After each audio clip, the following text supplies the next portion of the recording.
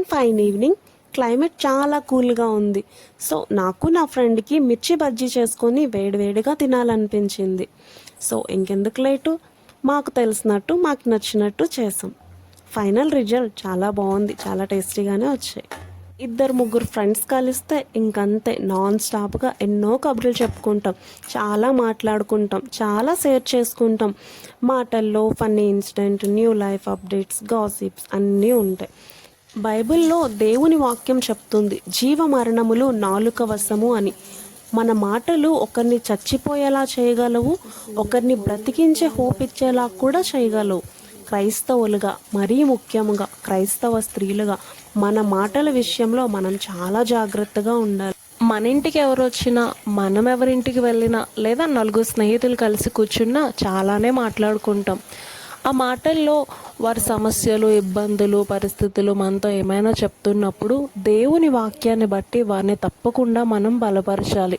ఎందుకంటే దేవుని వాక్యానికి గొప్ప శక్తి ఉంది. అది ఇతరుల జీవితాన్ని ఆశీర్వదింపజేస్తుంది, ధైర్యాన్ని ఇస్తుంది, సమాధానం ఇస్తుంది, పరిస్థితుల్ని మారుస్తుంది. కాబట్టి మన మాటలు పక్కన పెట్టి దేవుని మాటలు ఇతరులతో పంచుకున్నప్పుడు అది ఎంతో వారికి మనకి ఆశీర్వాదకరంగా ఉంటుంది.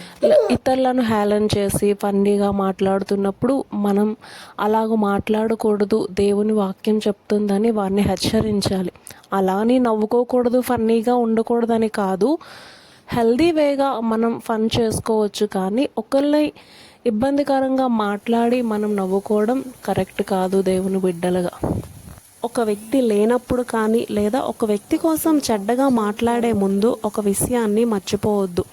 దేవుడు నీ తప్పిదములన్నీ కూడా ఎరిగి ఉన్నాడు. ఆయన దృష్టిలో ఎవ్వరూ నీతిమంతులు కాదు.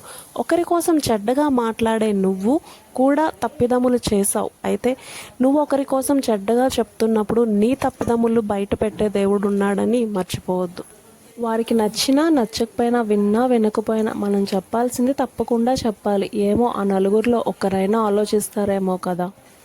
వేరే వాళ్ళ కోసం చెడ్డగా ఎవరైనా మాట్లాడినప్పుడు మనం ఒకరి కోసం అలా మాట్లాడకూడదు. అలా మాట్లాడితే దేవుడు మనకి శిక్షిస్తాడు, పనిష్ చేస్తారని మన స్నేహితులను హెచ్చరించాలి. మన మాటలు బట్టి వాళ్ళు ఏమైనా అనుకోని, కానీ దేవుని నమ్మిన వారిగా మనం జాగ్రత్తగా ఉండాలి. మనం చెప్పాల్సింది వారికి చెప్పాలి, తర్వాత అది వారిష్టం. ఏమో వారిలో ఒక్కరైనా సరే ఆలోచిస్తారేమో కదా.